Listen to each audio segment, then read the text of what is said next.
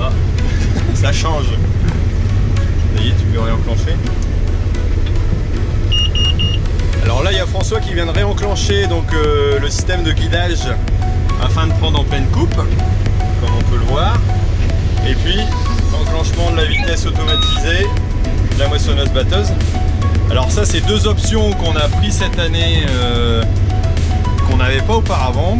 Et c'est vrai qu'on voit qu'au niveau vitesse d'avancement, là on roule à 8 km/h. Un rendement annoncé de 75 à peu près ici. 75-76.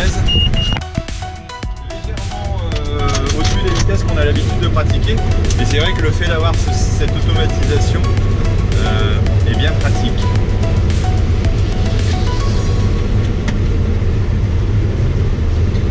Et le fait de pouvoir donc avoir le RTK dessus et permet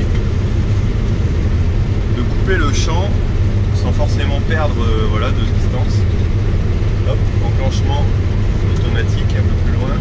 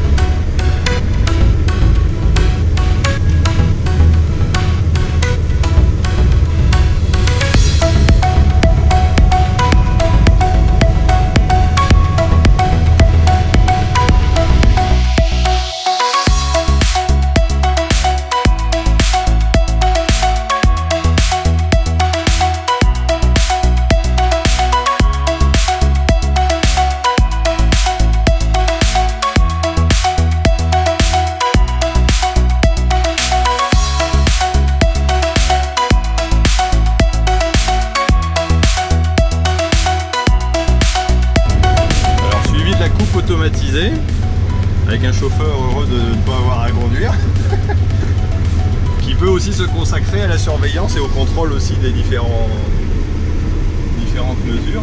On va voir sur l'écran, là on voit un peu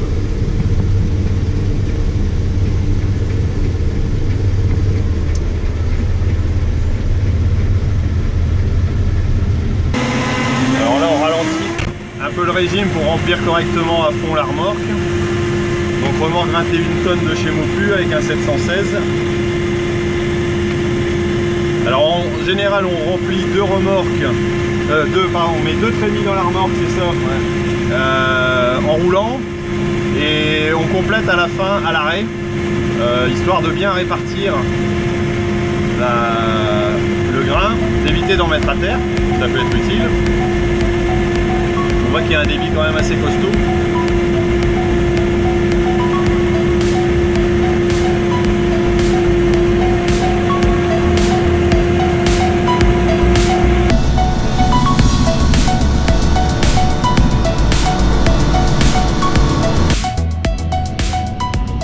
Ici, pour remonter de la parcelle, je vais mettre en première tout doucement et je prends complètement de travers, voilà, parce qu'il y a une sacrée bosse et je vais aller atterrir dans le champ du voisin en face.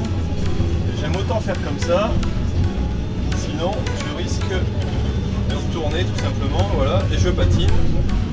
Je vais m'engager et ben voilà, je suis coincé. Super. Je reprends un petit peu d'élan, j'avais pas mis le pont avant. Et c'est parti, tout doucement.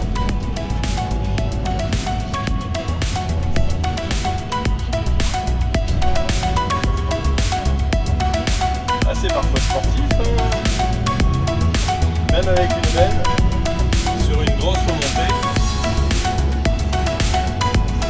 Et des belles petites sensations. J'espère j'espère que vous avez apprécié cette vidéo. Alors dans l'épisode de demain, nous allons voir ce qui s'est passé entre deux, c'est-à-dire tout simplement un petit orage qui nous est passé sur la figure et comment j'ai pu gérer ça, si on a dû arrêter ou bien pas. Et ça, vous le saurez demain.